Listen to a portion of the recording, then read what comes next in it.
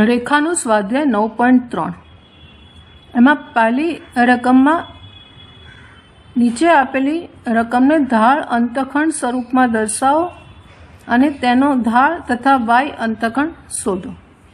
હવે ઢાળ અંતખંડ સ્વરૂપની ફોર્મ્યુલા આપણે લખીએ તો વાય બરાબર mx પ્લસ સી, જ્યાં એમ છે એ રેખાનો ઢાળ થશે અને સી છે તે વાય અંતખંડ થશે.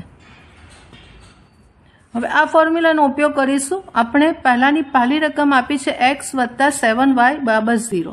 આપણે એને આ સ્વરૂપમાં ફેરવી દઈશું, એટલે કે વાયને સૂત્રકર્તામાં બનાવીશું. એટલે અહીંયા એવું થશે 7y is equal to -x, માટે y બરાબર -1/7x, એટલે m થશે -1/7 અને c થશે 0.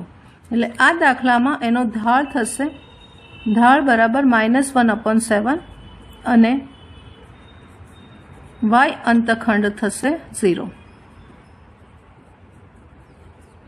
બીજી રકમ જોઈએ. એમાં બીજી રકમ છે 6x પ્લસ 3y -5 બરાબર 0. અહીંયા પણ yને સૂત્ર કરતા બનાવીશું, એટલે 3y is equal to 5 - 6x, માટે y બરાબર 5/3 -6/3x, માટે y બરાબર -2x પ્લસ 5/3, માટે એનો ઢાળ થશે, આ રકમનો ઢાળ આપણે એમ કહીએ તો ઢાળ આવશે -2 અને y અંતખંડ આવશે 5/3. રકમ નંબર 3 એમાં y બરાબર 0. હવે y બરાબર 0 એક સમક્ષિતિજ રેખા છે.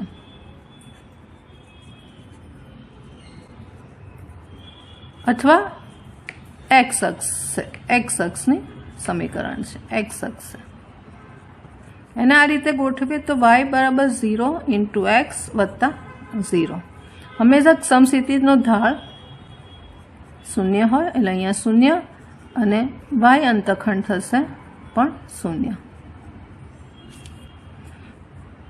હવે આગળની જે બીજી રકમ છે એ બીજી રકમમાં અંતખંડ નીચે આપેલા સમીકરણોને અંતખંડ સ્વરૂપમાં દર્શાવો અને તેમના દ્વારા અક્ષો પર કપાતા અંતખંડો શોધો.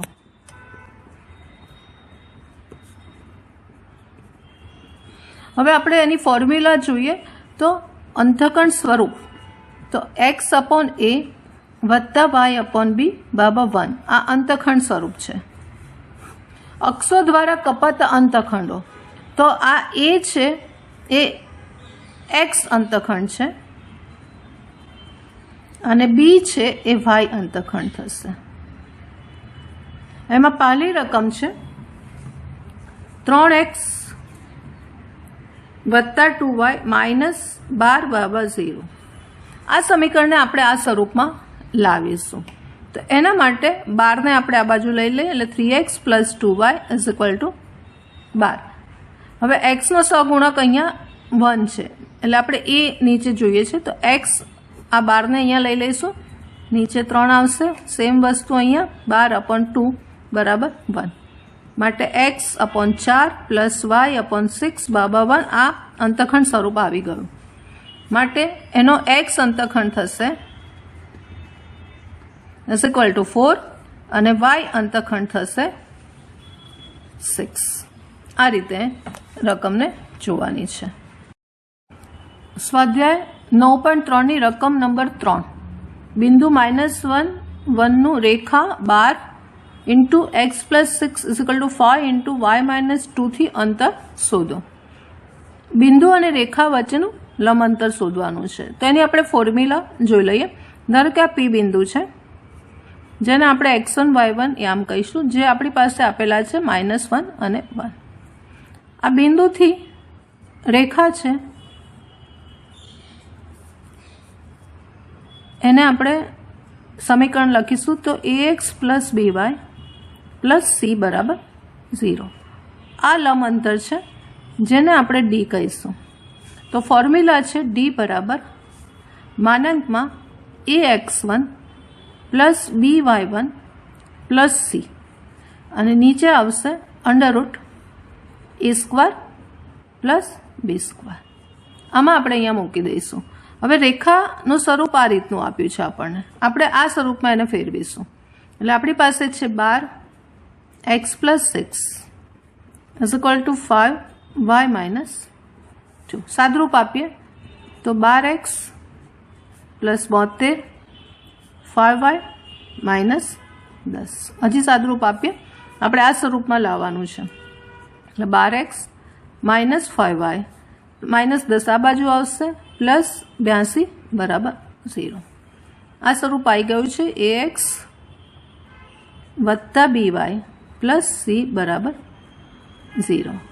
હવે અહીંયા આપણે આ ફોર્મ્યુલામાં મૂકી દઈએ. a એટલે 12, x1 એટલે -1, b એટલે -5, y1 એટલે 1 અને c એટલે 82. નીચે આવશે √a² એટલે 12નો સ્ક્વેર 144 વત્તા b એટલે -5² એટલે 25. ઉપર સાદરૂપ આપીએ તો -12 -5 અને +82.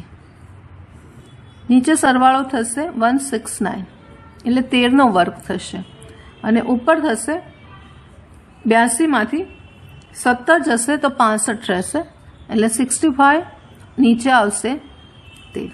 તો = જવાબ આવશે 13 × 5 = 65 એટલે 5 એકમ એ લંબ અંતર છે. બી છે એ લંબ અંતર 5 એકમ થશે. સ્વાધ્યાય 9.4ની રકમ નંબર 4. x અક્ષ પરનું કયું બિંદુ x/3 + y/4 = 1 રેખાથી 4 એકમ અંતરે આવેલ છે? આપણે ધારી લઈશું કે ધારો કે x અક્ષ પરનું બિંદુ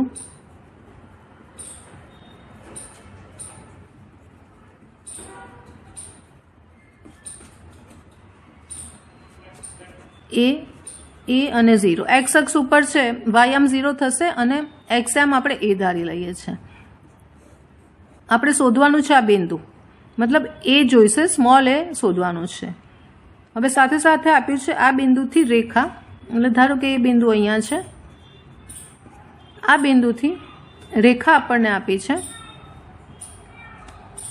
x/3 + y/4 = 1. આનું સાદરૂપ આપીએ તો 4x + 3y = 12. માટે 4x + 3y - 12 = 0. આ રેખા આપેલી છે. આ અંતર આપેલું છે 4 એકમ, જે આપણે ડી લઈશું અને આની સાથે સરખાવીશું ax + by + c = 0. હવે બિંદુ અને રેખા વચ્ચેનું જે લંબ અંતર છે એની ફોર્મ્યુલા લખીશું તો d બરાબર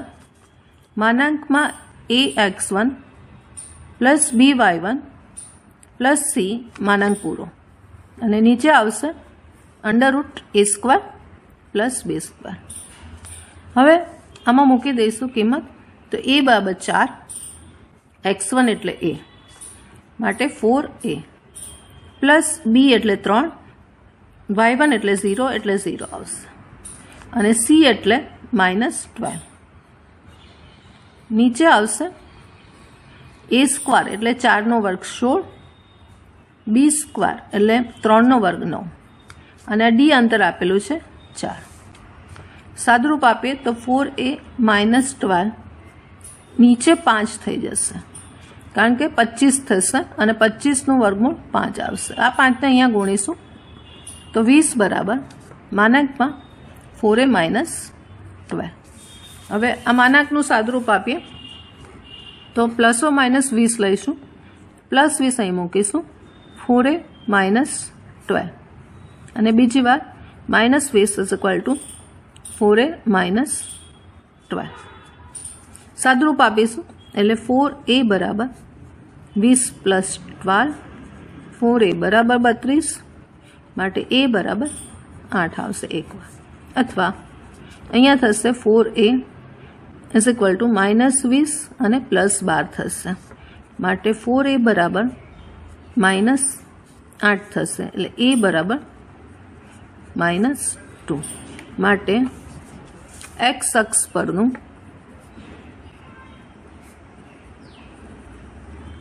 બિંદુ 8 0 અથવા -2 0 મળશે. સ્વાધ્યાય 9.4ની પાંચમી રકમ, નીચે આપેલી સમાંતર રેખા વચ્ચેનું અંતર શોધો. તો સમાંતર રેખા વચ્ચેનું અંતર બે ફોર્મ્યુલા જોઈ લઈએ તો બે સમાંતર રેખાઓ વચ્ચેનું લંબ અંતર અથવા અંતર બરાબર માનાંકમાં c1 minus c2 upon under route a square plus b square. હવે પહેલામાં જોઈએ તો એ અંતર થશે, બે સમાંતર રેખા વચ્ચેનું અંતર થશે c1 એટલે -34 એટલે -34 અને c2 એટલે 31 છે એટલે -31. a સ્ક્વેર એટલે 15 છે, સમાંતર રેખાઓ છે તો 15નો વર્ગ 225 પ્લસ b સ્ક્વેર એટલે 8 છે 64. અહીંયા થશે -65, નીચે થશે 289 એટલે કે 17નો વર્ગ થશે એટલે જવાબ આવશે 65/17 એકમ. બીજી રકમમાં એલ સાદુરૂપ આપીએ પહેલાં તો LX વત્તા LY પ્લસ P બરાબર 0 આ પહેલી રેખા છે. બીજી રેખા છે LX વત્તા LY માઇનસ R બરાબર 0. તેની વચ્ચેનું લંબ અંતર બરાબર C1 એટલે P અને C2 એટલે માઇનસ R એટલે પ્લસ R થશે. નીચે આવશે a square plus b square, a એટલે R છે તો L સ્ક્વેર, b એટલે પણ L છે L સ્ક્વેર. સાદુરૂપ આપીએ તો p પ્લસ R, નીચે આવશે 2 વખત L સ્ક્વેર, માટે આન્સર આવશે માનાંકમાં p plus R √2 mode L એકમ બે સમાંતર રેખા વચ્ચેનું થશે.